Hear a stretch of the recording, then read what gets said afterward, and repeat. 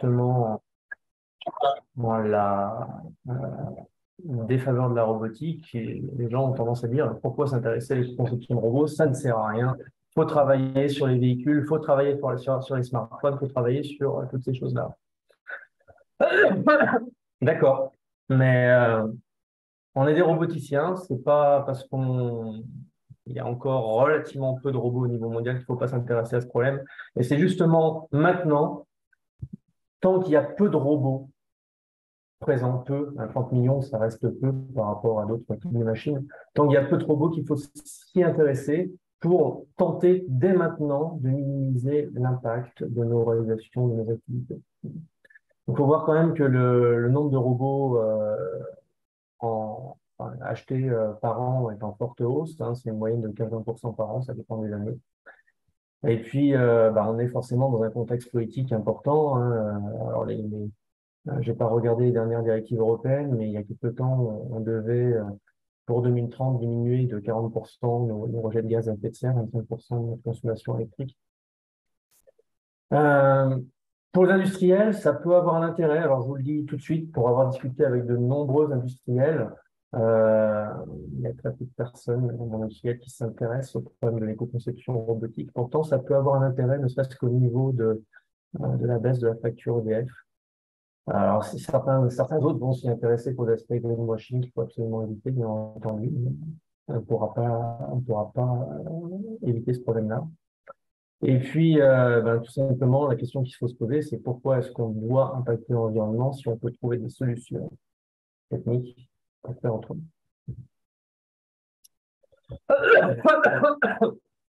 Alors, il y a différents facteurs d'impact environnementaux. Je fais un focus sur la robotique industrielle parce que c'est le type de robotique sur lequel je travaille. Euh, Si on ne considère pas le process, parce que le process, c'est une problématique en soi, et euh, les roboticiens sont pourvoyeurs de machines qui peuvent être utilisées pour différents types de process. Et moi, personnellement, je ne travaille pas sur ce genre de choses. Je m'intéresse vraiment à l'impact environnemental du robot en lui-même. Et en fait, si on prend ici l'exemple d'un KUKA, je crois que j'ai un doute que c'est un KUKA KR 270, mais en tout cas, ça y ressemble. Différents types de composants vont amener un impact. Bien entendu, tout d'abord, tout ce qui est motorisation et capteur embarqué sur le robot, euh, on va consommer de l'énergie pour utiliser ce type de technologie. Et puis, on l'a vu tout à l'heure, hein, tout ce qui est électronique, il y a énormément de composants extrêmement polluants pour réaliser euh, tous ces objets. Donc, on va impacter fortement l'environnement en utilisant des moteurs de capteurs. La même chose pour les corps, puisqu'on va utiliser des matériaux qu'il va falloir extraire, souvent de l'acier ou de la fonte ferreuse, voire de l'aluminium maintenant, ce qui est encore pire, hein. On verra tout à l'heure dans certaines tas de données que j'ai mis dans la présentation. Et le pire qu'on va avoir utilisé, surtout pour la robotique légère, hein, et rapide, c'est les composites de carbone qui sont absolument non recyclables et qui sont issus du pétrole. C'est une vraie cochonnerie. Sur les interfaces pour commander le robot, bien entendu, encore une fois, on va retrouver pas mal de composants polluants.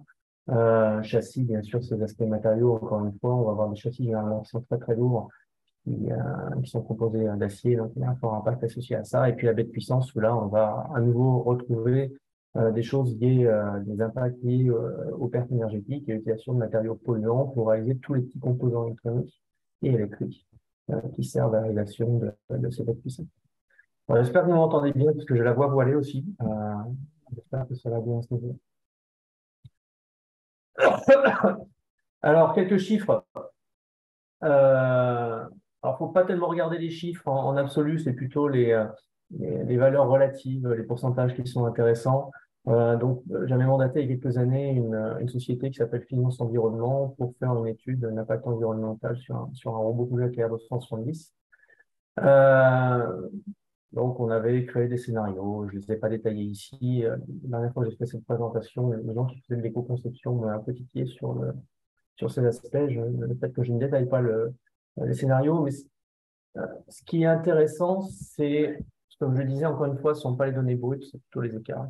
Généralement, on croit que le robot, il est extrêmement impactant uniquement durant sa phase d'utilisation, donc parce qu'il va consommer de l'énergie, et on pense que c'est cette consommation énergétique euh, qui, euh, qui est la phase la plus impactante pour l'environnement. Or, c'est pas vrai. Quand on fait une étude un petit peu globale tout au long du cycle de vie d'un robot de type Kepler 270, on se rend compte que alors, c'est un robot qui est lourd, hein, il fait plus d'une tonne, mais on se rend compte qu'en tout cas, sa phase de conception et réalisation est extrêmement impactante pour l'environnement si on ne regarde que l'aspect rejet de gaz à effet de serre. Si on regarde un petit peu ce qui se passe sur la partie électromécanique du robot, donc ça n'inclut pas la réalisation de la bête commande, au niveau des facteurs d'impact, on se rend compte qu'il y a de très grands, comment on appelle ça, facteurs d'impact, l'utilisation de moteurs, qui compte pour un quart environ de l'impact environnemental en ce qui concerne les rejets de gaz à effet de serre pour la réalisation du robot. Tout simplement pourquoi? Parce que les moteurs qu'on va utiliser en robotique vont utiliser énormément de terres rares pour créer les aimants permanents. Or, les terres rares, ça fait partie des matériaux les plus utilisés dans les systèmes électroniques. Et puis environ deux tiers qui sont des impacts liés à la conception de la partie mécanique du robot lui-même, donc la conception de son châssis et de ses corps en alliage, pour le coup, pour le KR 270, en alliage d'acier. Si on regarde la consommation énergétique durant la phase d'utilisation, donc la consommation d'énergie globale, qui inclut le cabinet électronique, sur les trajectoires qu'on a pu réaliser pour essayer d'estimer un petit peu tout ça. Donc, pour voir qu'on a essayé de réaliser des trajectoires qui sont proches d'un contexte industriel, plutôt des trajectoires de pick and place. Et puis, on a considéré un scénario où le robot travaillait 5600 heures par an, ce qui est relativement classique pour l'entreprise. Eh bien, on se rend compte qu'il y a à peu près un ratio de 2 tiers, 1 tiers, 2 tiers qui est une consommation des pertes énergétiques qui sont liées uniquement à la mise en mouvement du robot, et puis un tiers qui sont les pertes liées à toutes les pertes à toutes les pertes électriques que l'on va retrouver dues à l'utilisation uniquement de la belle électronique du robot. Donc, si on commence à réfléchir d'éco-conception en robotique, et encore une fois, ce terme d'éco-conception robotique, c'est un gros abus de langage parce que les gens qui font une éco-conception rigoleraient en voyant ce qu'ils ont fait en robotique. Il y a deux grandes voies d'amélioration. La première grande voie d'amélioration, hormis pour ça, bien entendu. La première grande voie d'amélioration, c'est la diminution de la consommation énergétique. Il y a énormément de travaux dans le monde de la recherche à ce sujet. De toute façon, ça concerne plus de 99% des travaux qu'on peut trouver en termes de papiers récupérables sur Internet. Est-ce qu'on peut parler d'éco-conception pour ces travaux-là? Pas nécessairement, parce que tout ce qui est mis en place, c'est absolument pas guidé par des concepts d'éco-conception. J'étalierai il y a les différents points tout à l'heure que l'on voit ici listés sur les aspects de conception, planification de mouvement, motorisation et même génération d'énergie par les robots eux-mêmes. Puis le deuxième point sur lequel je vais vraiment discuter, c'est la diminution de l'utilisation des matériaux impactants, soit par allègement matière, soit par conception à base de matériaux à faible impact environnemental. J'aurais pu rajouter un troisième item que j'aborderai à la fin de cette présentation, qui est la biohybridation, c'est-à-dire la combinaison du vivant. Moi, je m'intéresse plutôt aux aspects plantes, donc je ne vais pas parler du vivant type animal, c'est du vivant type plante. Combinaison donc de vivant type plante des technologies robotiques.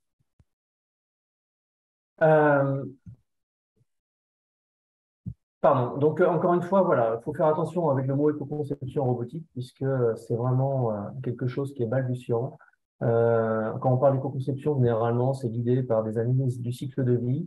J'en ai jamais trouvé. J'ai l'impression d'être la seule personne à en avoir réalisé sur les robots. Je peux me planter parce que, bien sûr, il y a tellement de papiers à lire et à relire. On peut louper des choses, mais en tout cas, c'est du tout bien. C'est les gens qui cherchent vraiment à faire des autoconceptions pour leur. Ce qui n'empêche pas qu'il y a des choses intéressantes pour, dans un premier temps, réduire la consommation énergétique. Seulement, ce qui n'a jamais été vérifié, c'est est-ce que, même si on fait baisser la consommation énergétique, est-ce que l'impact environnemental global de ces techniques qui sont mises en place est globalement positif? Et c'est pas parce qu'on consomme moins d'énergie qu'on va pas impacter d'autres aspects qui sont importants pour l'éco-conception, qui peuvent être la pollution des sols, l'extraction des matières premières, etc. Donc la consommation, la réduction de la consommation énergétique, il y a beaucoup de travaux qu'on peut rencontrer sur le domaine, tout simplement parce que ça a un impact financier direct. Si on diminue la consommation énergétique, on paye moins d'énergie et puis ça fait baisser le coût d'utilisation de l'énergie. Par contre, on ne sait pas, ce que je disais à l'instant, c'est il n'y a jamais d'analyse globale sur l'impact environnemental de ces techniques qui sont employées. Et on ne sait pas si, OK, on va réussir à consommer moins, mais est-ce que ça va pas être pire sur, je ne l'ai pas précisé, mais quand on parle de conception, il y a une dizaine de facteurs d'impact qui sont considérés en moyenne. La consommation énergétique est un de ces facteurs d'impact, mais il y en a tellement d'autres. On peut améliorer ce facteur d'impact et la consommation énergétique en rendant tellement pire les autres que je me demandais est-ce que ça a un intérêt réel de le faire. Donc, une des premières techniques qui est mise en place qui a été proposée, c'est quelque chose qui n'est pas prévu, pour réduire la consommation énergétique, c'est l'équilibrage des effets gravitationnels.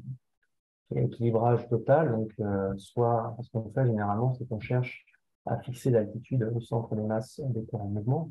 Donc, soit on fait un équilibrage total, c'est-à-dire qu'on arrive à rendre l'altitude du centre des masses du robot totalement constant, soit partiel, ce qui arrive dans la plupart des cas, ça arrive sur plein de robots de type industriel.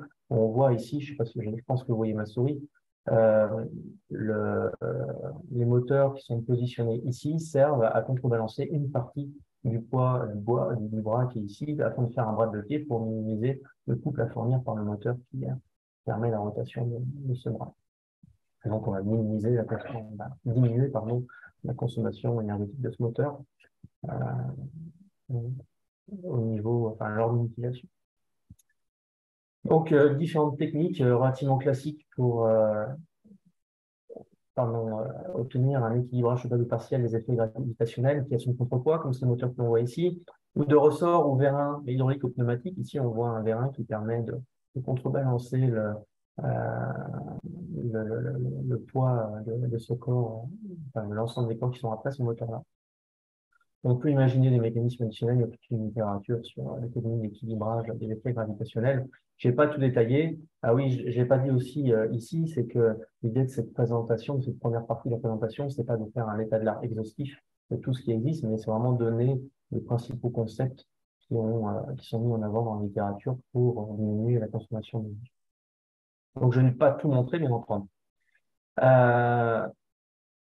Donc, ça a un avantage, ces techniques d'équilibrage des effets gravitationnels, c'est qu'on va réussir à diminuer le couple maximum euh, généré par les moteurs pour mettre en mouvement le robot, ce qui va avoir un effet sur la consommation énergétique, puisqu'elle est directement liée au couple que le robot va délivrer. En plus, si on arrive à baisser le couple maximum lors de la conception du robot, eh bien, on va être capable de mettre en place des moteurs de plus faible puissance. Qui dit moteur de plus faible puissance dit impact environnemental réduit sur l'utilisation de certaines terres rares. On va avoir des baies de commande qui vont être moins énergivores, etc., etc. Donc, globalement, ça peut avoir un impact positif, même si ça n'a jamais été vérifié.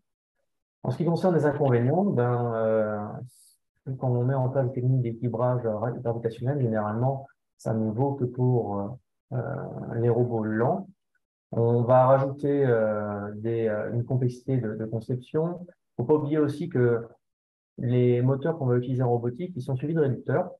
Généralement, ils ont des ratios de réduction qui sont supérieurs à 20. La plupart du temps, c'est plutôt de l'ordre de 50. À cause de ces réducteurs, en fait, les effets inertiels et le frottement qui sont mis en jeu juste dans le moteur de réduction, ça représente plus de 50% du couple moteur. Donc, même si on fait un équilibrage gravitationnel partiel, où on arrive normalement équilibré de l'ordre de 30 à 40%, mais c'est 30 à 40% des 50% restants. Donc, voilà, l'impact est sérieusement réduit. Et puis, bien entendu, en ce qui concerne les techniques d'équilibrage, ben, généralement, c'est pour une charge donnée au niveau des secteurs, et dès qu'on va changer la charge portée par le robot, eh bien, l'équilibrage, normalement, sera refaire, sauf qu'on ne peut pas le faire parce qu'il est fait par conception, et donc, du coup, on perd, généralement, c'est pas une fois. C'est pourquoi une autre technique assez classique qui a été proposée, c'est l'allègement de la structure en mouvement, où l'idée, c'est d'améliorer ce que j'ai tendance à appeler le ratio 1 dixième. En fait, ce qu'on dit classiquement pour les robots sphériques, c'est que si un robot sphérique veut porter 1 kg, il faut que sa masse totale en mouvement soit de l'ordre de 10 kg. Donc, l'idée, c'est de chercher à alléger la structure en mouvement par optimisation de la conception, ce qui a été fait sur le type KLVR, la conservation du ciel du doigt, qui est représenté sur cette image. Et pour réaliser à faire ça, généralement, ben, il y a un aspect matériau qui est très fort. On va utiliser des matériaux qui ont un meilleur ratio masse-faveur que l'acier ou l'aluminium. Et souvent, on va se retrouver à utiliser des composites de carbone. Ce que je disais tout à l'heure, c'est les matériaux les pires qu'on peut utiliser en termes d'impact environnemental. Bon, l'avantage ici, c'est que ces matériaux légers vont avoir un aspect positif sur la dynamique du système. On va pouvoir aller plus vite et on va avoir une capacité d'augmenter la charge max embarquée par l'effecteur. L'inconvénient, c'est que généralement, bah, le gain de consommation énergétique que l'on va obtenir en utilisant cette technique est relativement limité, 20-30% grand max. On a une phase de conception qui va être extrêmement complexe. Et bien sûr, bah, tout ce qui va être fait dans le bureau d'études, tout ce qui va, en notion de coût, bah, ça va impacter le prix du robot derrière, hein, parce qu'on va mettre plus de temps à rentabiliser. Donc le prix de vente va être plus élevé. Et puis, globalement, il y a quand même un risque de perte de raideur, parce que si on allège le système, eh bien, on risque d'obtenir un robot qui, à la fin, qui va être plus souple et moins bon pour certaines tâches robotiques. Donc, c'est un ajustement pardon, de la structure en mouvement. C'est des techniques qui sont mises en place sur les robots. On a un autre exemple ici, un papier initial. C'était fait en impression 3D avec de l'ABS, si je ne dis pas de bêtises.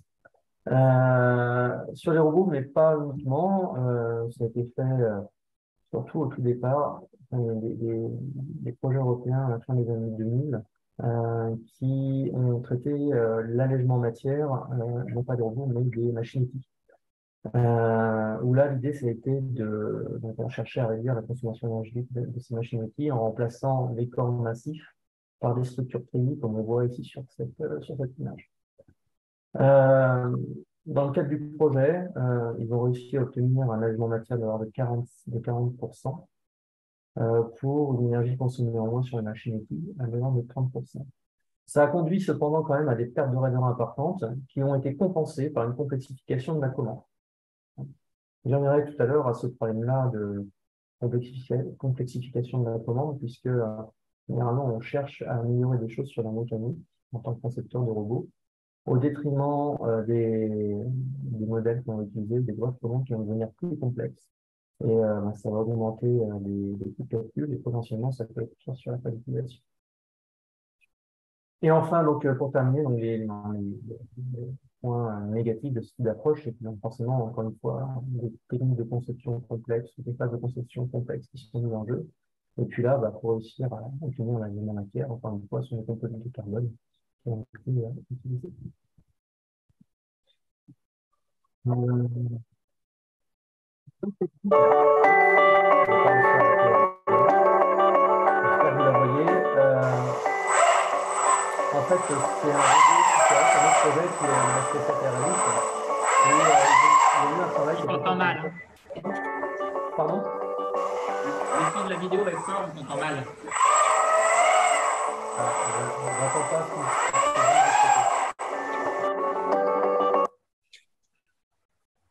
Qu'est-ce qui a été dit? J'ai pas entendu. Non, justement, je disais que le son de la vidéo était fort et du coup, on t'entendait mal par-dessus. Bon, je suis désolé ce que je voulais dire, en fait, je vais remontrer la vidéo juste après. Ce que je voulais dire, donc voilà, il y a un projet, le FP7 Arius, qui a cherché à diminuer la consommation énergétique par la planification optimale de mouvement pour voir une chose, le FP7 Arius, il est arrivé à la fin des années 2000. Pour voir une chose, c'est qu'en robotique, il y a des techniques d'optimisation de mouvement pour minimiser la consommation énergétique qui sont connues, testées, etc., depuis les années 80. Et c'est malheureux à dire, mais elles ne sont pas utilisées en contexte industriel. Alors que Excuse-moi, on entend mal. Ouais, je ne sais pas, là, parce que j'ai plus rien qui tourne. C'était moins fort, j'ai dû remettre plus fort moi-même. Ok. Ok, Ouais, bah, désolé, du coup, donc j'étais en train de dire, voilà, il y a des techniques d'optimisation c'est bon, merci. du mouvement qui sont connues depuis longtemps en robotique, depuis les années 80, qui ne sont absolument pas utilisées en contexte industriel pour minimiser la consommation énergétique. La plupart des robots industriels qui sont vendus, qui étaient vendus en tout cas, parce que ça commence à se mettre en place, étaient avec des lois de mouvement extrêmement basiques qui n'optimisaient en rien la consommation énergétique du robot pendant son déplacement. Et donc, du coup, enfin, à la fin des années 2010, KUKA s'est posé la question, est-ce qu'on ne peut pas diminuer la consommation de nos baies électroniques? Ça va être un argument de vente de nos robots plus tard pour l'industriel. Et donc, ils se sont mis à travailler avec des chercheurs dans un consortium européen pour obtenir une diminution. Donc, je vais remontrer la vidéo. Et en fait, vous allez voir sur le début de la vidéo, il y a un mouvement avec ce qui se passe dans l'ancienne baie. Et donc, ils tracent la courbe de consommation énergétique. Et puis, ils ont mis en place des techniques d'optimisation de mouvement à temps donné. Donc, le mouvement est réalisé dans le même temps final. Et on voit la baisse, la chute, pardon, de la consommation énergétique. Donc, je relance la vidéo.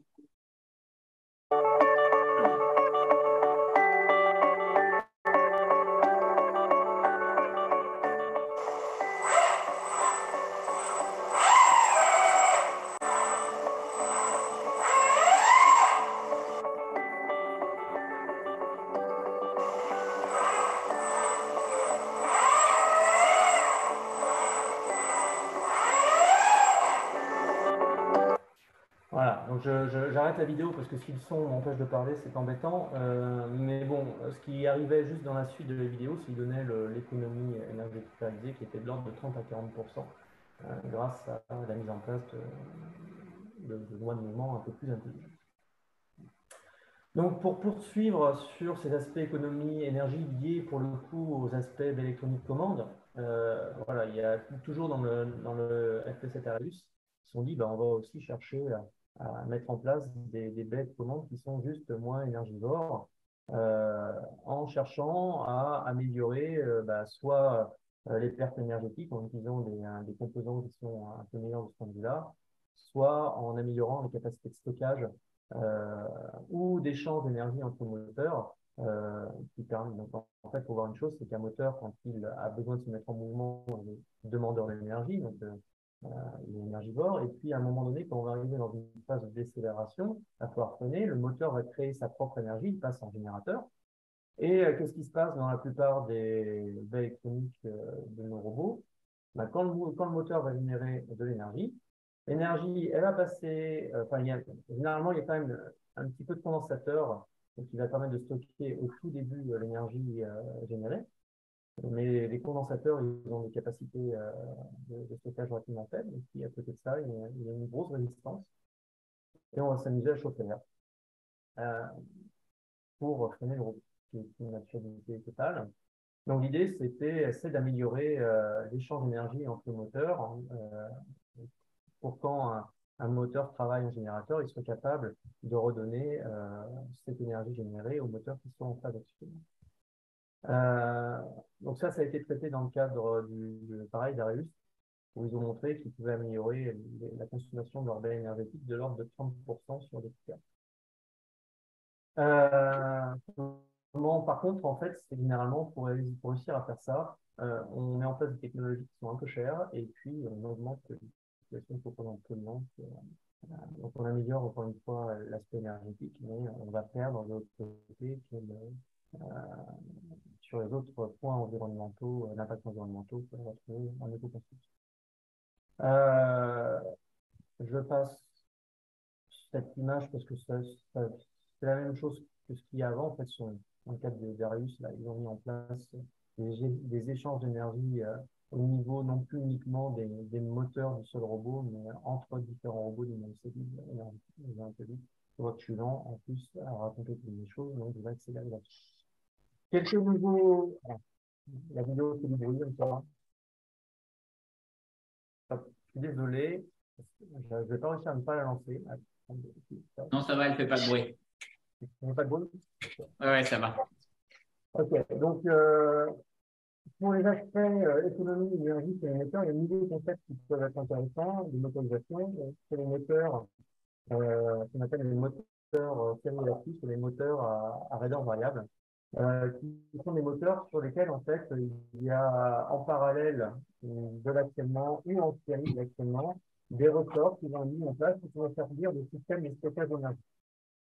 Sur les IFA, vers les 914, généralement, les moteurs en plus ont des raideurs ajustables qui permettent d'avoir la meilleure gamme d'utilisation possible. Euh, ce type de moteur, c'est intéressant généralement, enfin, ils ont été développés au départ pour tout ce qui était comment euh, enfin, les accès soviétiques, et donc en fait éviter d'avoir une connexion rigide entre le moteur et le corps qui vient après le moteur pour, en cas de choc, éviter de blesser un humain. Donc on voit ici qu'on peut jouer avec des sens qui ont une certaine souplesse derrière, et puis là on va arriver vers la guerre, et puis ça va être beaucoup plus dur à bouger. Mais encore une fois, ces ressorts ils peuvent être utilisés comme un système de stockage d'énergie pour la robotique ou pour la diminution de la consommation énergétique, ce qui a été fait dans le cadre de différents projets au Japon et dans le cadre aussi de certains travaux que j'ai pu mener, où là, l'idée, ça a été de mettre en place des ressorts dont on pouvait régler la raideur en parallèle ou en série avec des moteurs que l'on voit ici représentés sur le robot. Et en fait, on va, pour des robots qui font des trajectoires pseudo-périodiques de pick and place, chercher à mettre ces robots lors des mouvements au plus proche de leur résonance mécanique. C'est comme le problème de la balançoire. Quand on veut pousser un enfant sur une balançoire, au départ, il faut mettre beaucoup d'énergie dans le mouvement avec une oscillation. Pour continuer à produire le mouvement, une petite fiche là-dessus. Donc, on apporte très peu d'énergie pour faire perdurer ce mouvement. L'idée, c'est un peu la même chose sur le robot. Et donc, il y a des différentes techniques qui ont été mises en place avec des effets d'annonce un petit peu surprenants, puisque ces résultats, en fait, sont purement théoriques. 90% d'économie d'énergie sur des opérations de pick and place sur un robot donné uniquement en simulation. Pour des trajectoires très lentes, donc il y a certainement une grande surestimation des résultats qui ont été présentés. Je vais pas mentionner le papier, enfin, c'est des travaux de Moura. On a cherché, dans le cadre de la thèse de Raphaël Baderassi, qui est un doctorant avec tant d'idées au LSDN, on a conçu un robot rapide pour le pick and place. On a montré qu'une manière concrète, on était capable de diminuer au moins la consommation énergétique de l'ordre de 50% avec ce type d'actionneur de type valeur variable. Puis, dernier point que je vais aborder sur pardon, l'économie d'énergie pour la robotique. Un projet un petit peu jusqu'au boutiste qui portait une suite de projets portés par l'Université de Bristol, un projet Ecobot. Bon, en fait, là, l'idée, c'était de mettre en place, de créer une sorte de robot énergétique autonome. Des robots qui, en fait, étaient capables de créer leur propre énergie à partir de matière, généralement des déchets qui vont être collectés dans l'environnement. Et puis là, l'idée, ça va être soit de recréer une respiration artificielle, une photosynthèse artificielle, pour créer de l'énergie et générer uniquement des déchets, du CO2, qui seraient de toute façon naturellement rejetés lors de la décomposition des déchets qu'on va avoir collectés dans l'environnement, donc ça ne contribue pas à l'augmentation du cancer. Donc voilà, l'idée, ça a été de mimer la digestion des organismes vivants par l'expression de micro-organismes euh, pour digérer ces déchets collectés dans l'environnement ou imiter la respiration des organismes vivants, euh, encore une fois, en utilisant ces déchets collectés. Donc, j'ai pas de vidéo à vous montrer, c'est une série de 3 robots C'était vraiment des preuves de concept. Il y a des vidéos que vous pouvez trouver sur Internet, si vous tapez Ecobot Bristol University. Vous trouverez ces vidéos assez facilement. C'est des robots qui vont très lentement, qui n'ont pas vécu très très longtemps. Ils ont eu des durées d'autonomie de l'ordre d'une semaine, maximum presque 2 semaines.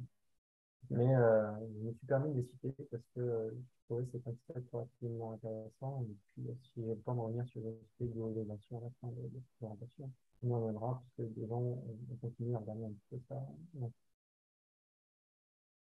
voilà, donc j'arrête là avec l'aspect réduction de la consommation énergétique et différentes techniques qu'on peut en ajouter. Et je vais m'intéresser maintenant à la diminution de l'utilisation de matériaux impactants pour la conception de la mécanique, des corps mécaniques et des robots. Je ne suis pas du tout intéressé dans cette partie de la présentation à la diminution des matériaux impactants dans la mécanique. C'est vraiment pour euh, la partie mécanique des robots. Donc, pour cette partie diminution de l'utilisation des matériaux impactants, il y a très peu de travaux aura déjà en matière. Tout simplement pourquoi l'impact financier que l'industriel n'est pas très important et du coup, il y a peu de personnes qui sont intéressées. Puis en plus, il faut voir une chose, c'est que ces travaux d'allègement matière, ils n'ont pas été guidés par le concept d'éco-conception. Donc, parce qu'on a vu, on utilise les contenus de carbone. On va le voir dans les slides qui arrivent, c'est tellement plus impactant que l'acier et l'aluminium. C'est une aberration d'utiliser ça pour la construction de machines à électrique. Sauf vraiment dans des cas d'utilisation très spécifiques qui nécessitent l'utilisation de ce matériau. Donc, dans cette partie, on va parler essentiellement d'utilisation de matériaux à faible impact environnementaux, comme les matériaux biosourcés ou biodégradables, tels le bois, le bambou, les biocomposites, les bioplastique, etc. Pourquoi s'intéresser aux matériaux biosourcés? Ben justement, c'est une diagramme dont je parle depuis un petit peu tout à l'heure. On voit ici les émissions de gaz à effet de serre pour la création d'1 kilo de chacun des matériaux qui sont mentionnés, donc l'acier, l'acier recyclé, l'aluminium recyclé. Alors j'ai mis systématiquement comment, les aspects, j'ai pris en compte, j'ai voulu montrer ce que ça coûtait de créer des métaux recyclés aussi, parce qu'à chaque fois, quand j'ai fait la présentation auprès de roboticiens, j'ai eu des questions sur, OK, pourquoi vous m'embêtez à vouloir changer, utiliser des matériaux biosourcés pour aider vos robots? On a qu'à utiliser des matériaux qui sont recyclés. On nous dit que le recyclage, c'est un coût environnemental qui est non négligeable. C'est un petit peu moins vrai pour l'acier, mais le coût environnemental de la vie, il n'est pas, enfin, de l'identité, pardon, il n'est pas loin négligeable. Le composite de carbone, ce que je disais tout à l'heure, c'est extrêmement impactant, et puis en plus, c'est des matériaux qu'on ne sait pas recycler à l'heure actuelle, donc il faut qu'on est capable de les recycler. Par contre, des matériaux biosourcés, comme le bois, le composite de Longchamp, c'est des matériaux à très faible impact environnemental, voire certains ont tendance à dire impact environnemental négatif, à condition que les forêts ou les cultures soient extrêmement bien gérées euh, pour que ce soit un aspect négatif, un impact négatif, pardon. Il faut replanter pas mal d'arbres pour réussir à obtenir ça. En tout cas, c'est des matériaux qui sont intéressants de par leur faible impact environnemental, et puis surtout, c'est des matériaux qui sont euh, le stock n'est pas limité, contrairement à tout ce qu'il y a là. Donc c'est renouvelable. Si on se met à utiliser ces matériaux-là, on sait qu'on est capable, euh, tant qu'on gère bien les cultures et les forêts, d'y avoir accès pendant longtemps. En tout cas, voilà, ces matériaux, ils sont intéressants puisqu'ils ont un faible impact environnemental et pour de nombre d'entre eux, ils ont un excellent ratio masse-faveur, souvent proche des aciers. Ils ont été fortement utilisés pour la réalisation de machines depuis des millénaires, donc bâtiments aussi depuis des millénaires. Et puis, il ne faut pas oublier qu'au XIXe siècle, lors de la révolution industrielle, les premières machines étaient toutes en bois. Les avions, ils étaient tous en bois jusqu'à la Seconde Guerre mondiale. Après, on est passé à l'acier et au aluminium. Et puis, en fait, depuis la Seconde Guerre, on utilise de moins en moins ces matériaux pour la réalisation des machines. Simplement pourquoi? Parce que les matériaux avec des propriétés mécaniques complexes qu'on ne maîtrise pas nécessairement bien à l'avance. Si on regarde les propriétés mécaniques ici du pain, d'un, enfin, sur différents types de pins. C'est le mot du Young, en fait, on se rend compte que ben, pour un type de pain donné, en fait, ben, il y a une distribution proche d'une gaussienne qui va caractériser les propriétés d'un du robot. Donc on a une moyenne, une espérance avec une dispersion généralement pour un résineux de l'ordre de 30% et pour un fluide de l'ordre de 10-15%. En plus de ça, c'est des matériaux qui sont non isotropes. En robotique, on a plutôt tendance travailler avec des matériaux qui le sont, qui sont isotropes. Donc ça change de modèle prédictif. Des matériaux dont les dimensions vont varier avec l'hygrométrie, et ça c'est important, on y reviendra tout à l'heure. Euh, pour certains composites, il y a des problèmes de durabilité, ils ont du mal à vieillir. Et puis, pour de nombreux industriels, utiliser du bois, c'est un retour en arrière, c'est vraiment retourner dans le temps, mais ça peut pas. Alors, il existe déjà dans la littérature, qu'on propose un petit peu des robots qui sont en bois. Attention, peu sont éco-conçus. Voilà, quelques exemples ici, j'aurais pu rajouter enfin, je sais pas, on a pas dit qu'il était fait, c'est lui avec là. En tout cas, ceux que je vous présente là, c'est des prototypes de laboratoire qui ont été réalisés en bois, mais en fait, ils ont utilisé du bois parce que c'était le matériau qui était à disposition dans l'atelier pour faire le prototype, et c'était systématiquement mentionné que les prototypes d'après, ils ont été réalisés en matériaux qui étaient acier à vie ou pierre. Donc c'est pas, même s'il y a du bois ici, c'est pas des co-constructions. Par contre, il y a quelques projets robotiques, au Lyon ou au LS2N, on voit, on a mis ici quelques photos, qui, eux, ont utilisé des matériaux type bois à des fins d'éco-construction.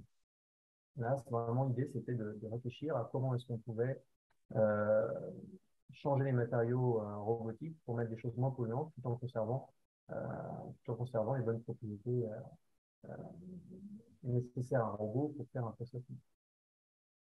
Donc voilà, ça, c'est des travaux plutôt qui sont guidés par, même si il n'y a pas toujours eu des analyses de cycle de vie complètes qui ont été réalisées, mais en tout cas, il y a un enjeu des conceptions là.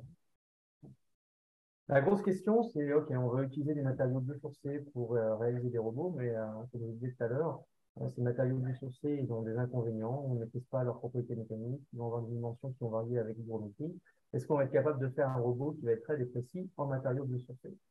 Parce que en robotique, en robotique industrielle, en tout cas, on a besoin de rondeur et de précision pour réaliser les tâches. Voilà. Comme je le disais tout à l'heure, le problème d'allongement lié à l'hygrométrie, c'est un vrai problème. Si on prend une poutre de 30 cm en bois, une section de 5 par 5, pas un état sec, 1% d'humidité, et en état humide, 80% d'humidité, on va avoir un allongement de la poutre de l'ordre de 300 mètres. Ce n'est pas compatible avec des applications robotiques. Comment on peut prendre en compte ces changements de dimension par extéroception, c'est ce que propose William dans le cadre du projet TEPS Robois. Mais c'est ce qu'on a fait aussi dans le cadre du projet Robécolo.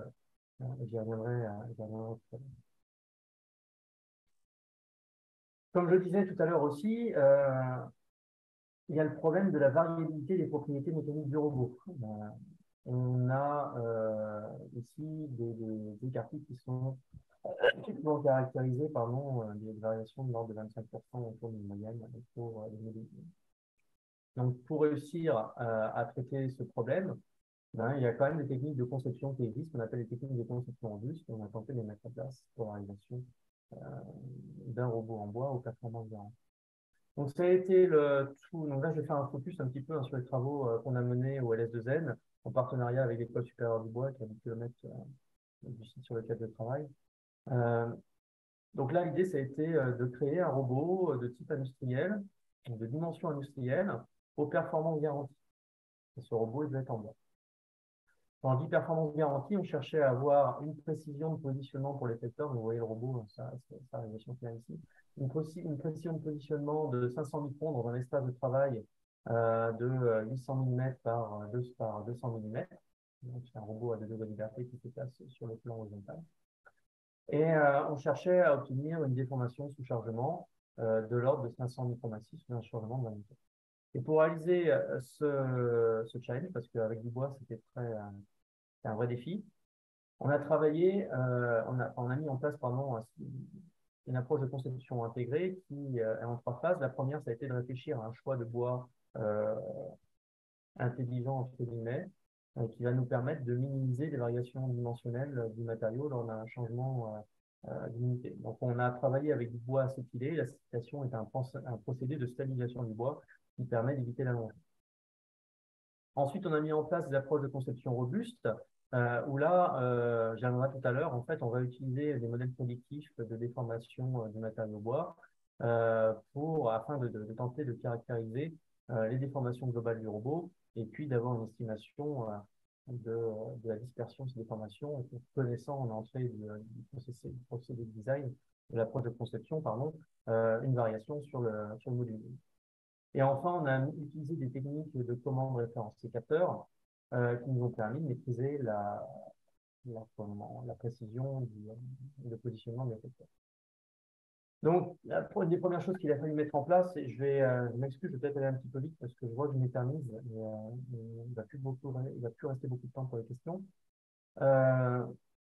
On a cherché à mettre en place, donc si on veut mettre en place un modèle prédictif du bois, on peut vite se perdre dans des modèles qui sont extrêmement compliqués et très gourmands en calcul. Donc là, on a cherché à trouver un compromis entre précision du modèle et simplicité d'implémentation et rapidité de calcul. Donc là, on a utilisé des modèles de Bernoulli corrigés qui nous ont permis, on voit ici entre la courbe bleue et la courbe verte, la courbe expérimentale et la courbe modèle en fait corrigée, nous ont permis d'avoir une bonne prédiction des déformations des corps en bois. Ensuite, on a utilisé de l'extéroception pour positionner l'effecteur du robot. Il faut voir une chose, c'est que quand on utilise, donc là c'était de l'asservissement visuel, c'était un projet à relativement faible coût, donc on a utilisé des capteurs aussi qui avaient des faibles coûts, donc des caméras pour le coup. Et les techniques d'asservissement visuel, elles mettent en place un mapping entre ce qu'on observe dans l'image caméra et la position estimée du robot pour faire le retour de commande. Et en fait, dans ce mapping, il y a des équations non linéaires qu'on va retrouver dans des singularités. Donc, on a cherché à comprendre les singularités du mapping pour garantir, lors de la conception, que à la fois la caméra était bien positionnée et que les corps du robot avaient les bonnes dimensions pour éviter toutes les singularités que l'on pouvait trouver dans le mapping qui est mis en place dans le contrôleur. Donc, on a optimisé les dimensions des corps du robot ici. On a testé avec jusqu'à 4 caméras, mais finalement, une seule caméra suffit. On a testé, on a cherché à optimiser les dimensions du corps du robot pour un espace de travail donné, en résolvant, pardon, un problème d'optimisation. Et puis enfin, comme je disais, on a cherché à minimiser l'effet de la variabilité des propriétés du bois. Et pour cela, on a utilisé une technique d'optimisation topologique robuste, pardon, qui a pris en compte le fait que l'espérance de la valeur de la déformation du robot prédite par les modèles, plus qu'à fois l'écart type de cette déformation devait être inférieur à un seuil.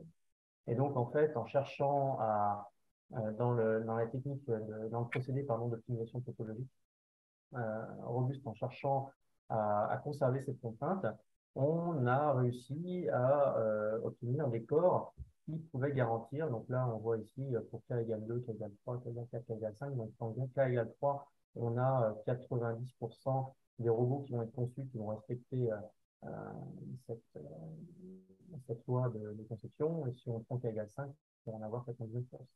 Donc ici on voit la forme des corps évoluer en fonction du facteur k, qui nous permettent de maîtriser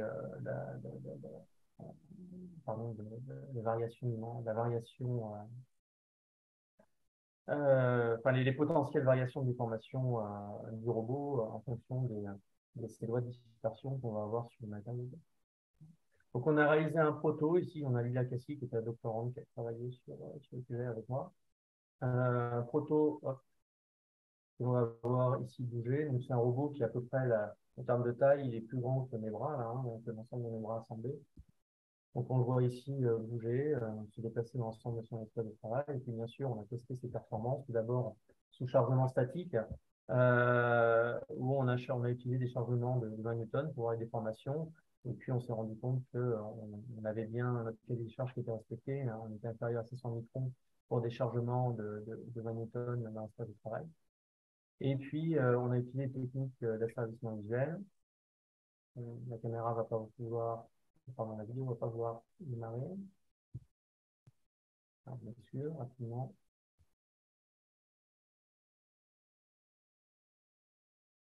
Je vais partir de nouveau. Bon, la vidéo est complètement quelque part, mais j'arrive pas à retrouver rapidement. Si vous voulez et qu'on a le temps, je la montrerai tout à l'heure. Mais bon, on a utilisé des techniques d'asservissement visuel pour contrôler la précision, ici en répétabilité. Et donc, avec des techniques d'asservissement visuel qu'on a mis en place, on a eu une répétabilité garantie inférieure à 65 microns pour le robot. Donc, on a gagné sur les performances robotiques, mais est-ce qu'on a gagné aussi sur les performances environnementales réelles du robot? Donc, pour savoir ça, on a fait une analyse du cycle de vie qui a montré que, contrairement à ce que j'espérais, il y avait un gain, mais il n'était pas aussi fort qu'espéré. On était à peu près à 25% de gain sur la réduction des impacts environnementaux liés au réchauffement seulement. Et en fait, il y a différents facteurs d'impact qui ont contribué à même si on a utilisé un matériau intéressant, le bois, à ne pas minimiser, comme on l'espérait, l'impact environnemental du robot. Tout simplement, déjà, un des gros facteurs d'impact, c'est l'usinage de tous les corps. L'utilisation de machines-outils pour mettre en place la forme des corps, c'est extrêmement impactant pour l'environnement. On a toujours conservé dans le prototype des articulations métalliques des petits roulements. Et l'utilisation de ces articulations, c'est extrêmement gourmand, extrêmement impactant, pardon, en termes environnementaux. Et puis, même si les bois qu'on utilisés viennent de moins loin que l'acier qui va être extrait en Chine, eh bien, quand même, les aspects transport des matériaux ont une différence non négligeable et un impact environnemental important. Voilà. Donc, en fait, le projet Robécolo, il faut voir ça comme une idée de preuve de concept, comme quoi les matériaux biosourcés peuvent être intéressants pour la diminution des impacts environnementaux du réchauffement. Mais il faut aller plus loin, il faut continuer la recherche, euh, les recherches sur ce sujet.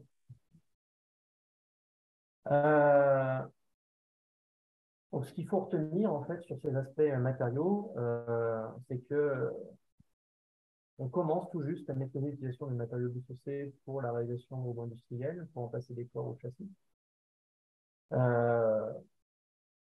ce qu'on ne sait pas faire aujourd'hui, c'est remplacer les articulations qui sont toujours en métal. On ne sait pas remplacer les gros moteurs qu'on va qu'on va utiliser pour mettre en mouvement le robot. Et puis une chose qu'on n'a pas du tout regardé dans le projet Robécolo, c'est les aspects fatigue du matériau bois, durabilité du matériau bois. Sur les aspects de durabilité, c'est pas trop un problème. Ça peut être les aspects de composite, mais la fatigue des corps en bois, ce sont des corps euh, qui ont des comportements viscoélastiques et aussi viscoplastiques. Et sur du long terme, on ne sait pas encore comment est-ce que, pour des applications robotiques, les corps pourraient se déformer sous l'effet de la fatigue. Voilà. Mais en tout cas, on espère qu'au moins ces premiers résultats sont suffisamment intéressants pour que les gens commencent à regarder et puis tenter de convaincre certaines personnes de l'intérêt de la démarche pour aller plus loin plus en ça. Dernier point, je vais peut-être aller un peu plus vite sur ces points-là, puisqu'on commence à sortir de ce que je considère être de l'éco-conception robotique, mais c'est lié à l'utilisation de matériaux biosourcés et c'est les aspects de biohybridation avec des plantes, où là, l'idée, c'est d'intégrer des composants vivants dans des structures artificielles pour créer des robots qui vont fonctionner comme des systèmes naturels. J'ai trouvé 4 projets un petit peu parlants sur ces sujets-là.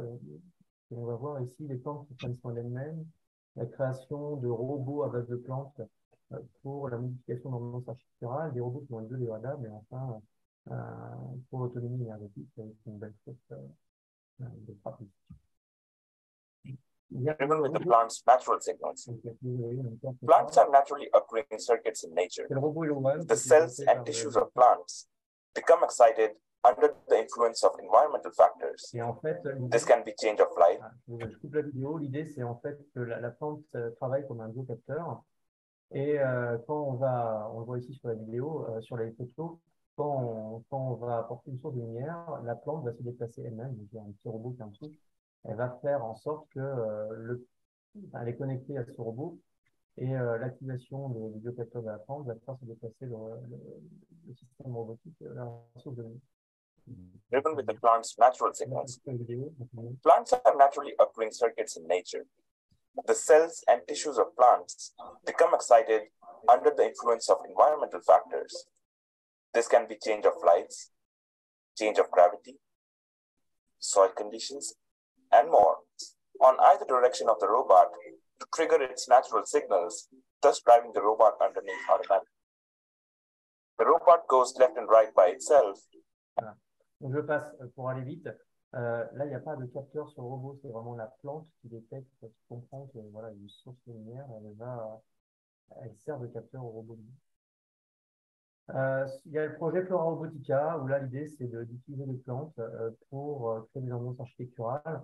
Et donc, ils ont cherché à différents niveaux. Ici, on voit en fait des sollicitations qui sont mises en place au niveau des plantes et qui vont permettre soit de contrôler la croissance de la plante de manière automatique, soit de créer des ambiances un petit peu architecturales, un petit peu nouvelles.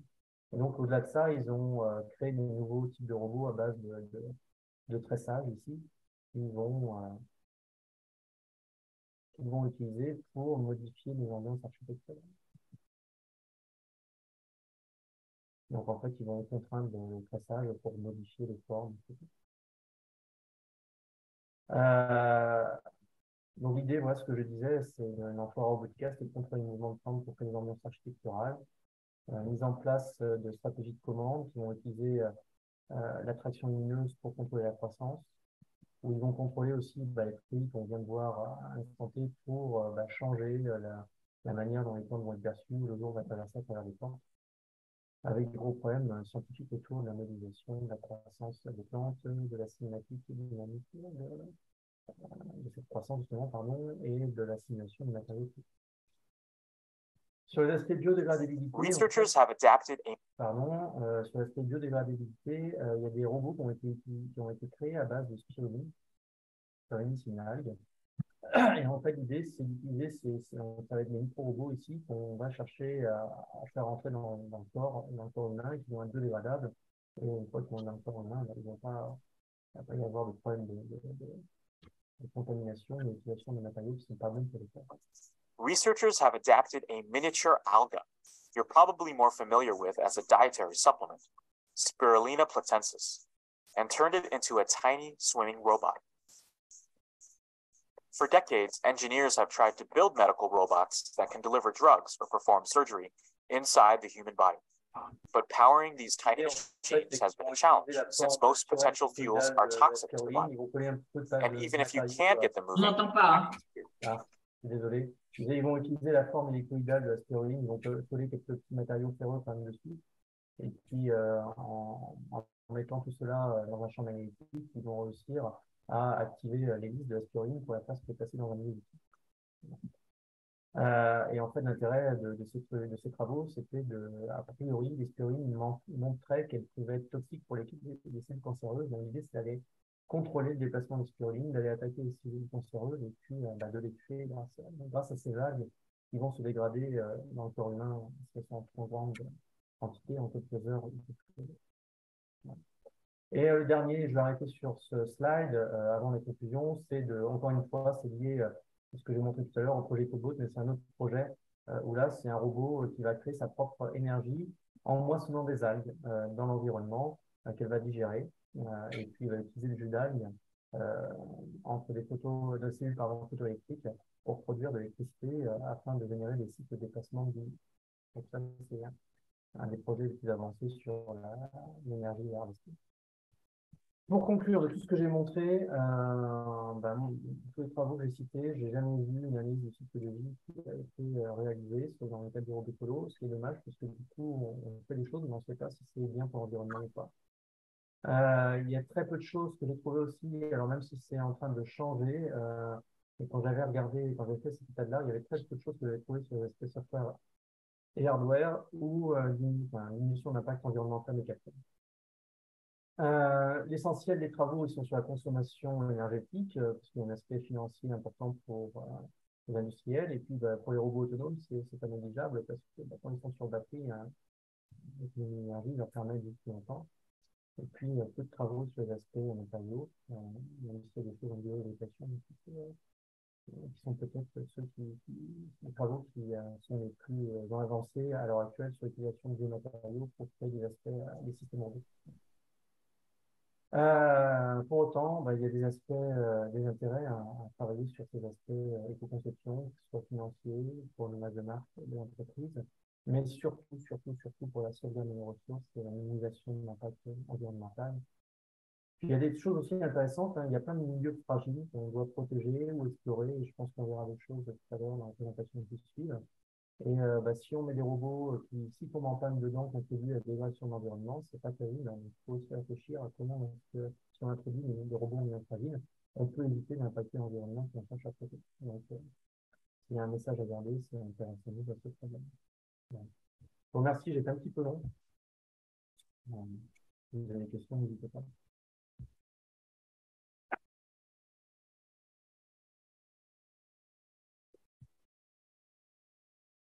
Merci beaucoup. Je ne sais pas s'il y a des questions.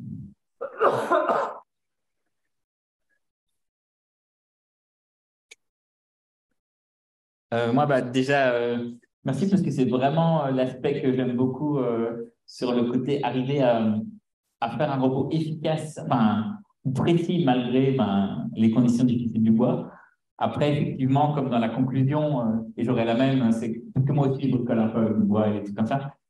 C'est que est-ce que c'est vraiment, ça vaut vraiment le coup pour le jour, je ne sais pas. Mais je pensais par exemple au projet de Mohamed Aoui, qui voudrait faire une flotte de robots pour aller dans le désert. Et on peut supposer qu'il y aura des pertes, j'espère pas, mais on ne sait jamais. Et c'est vrai que ce serait peut-être pas mal de le faire en bois pour minimiser les effets néfastes éventuels des pertes. En fait, c'est une vraie bonne question, parce que ça a un sens d'utiliser ces matériaux, mais personne n'a regardé. Et pour répondre à la question, il faut que des personnes s'y collent, il faut voir si vraiment ça a un sens, il faut tester. Il faut voir ce qu'on peut faire pour poser un max. C'est notre travail de chercheur. Il va se passer quelques années avant vraiment d'être capable de répondre à la question, mais il faut s'y intéresser parce que c'est n'importe quoi sur la planète. Il faut des solutions alternatives. C'est peut-être pas la bonne solution alternative, mais si personne ne la regarde, on ne saura jamais. Donc c'est une vraie bonne question.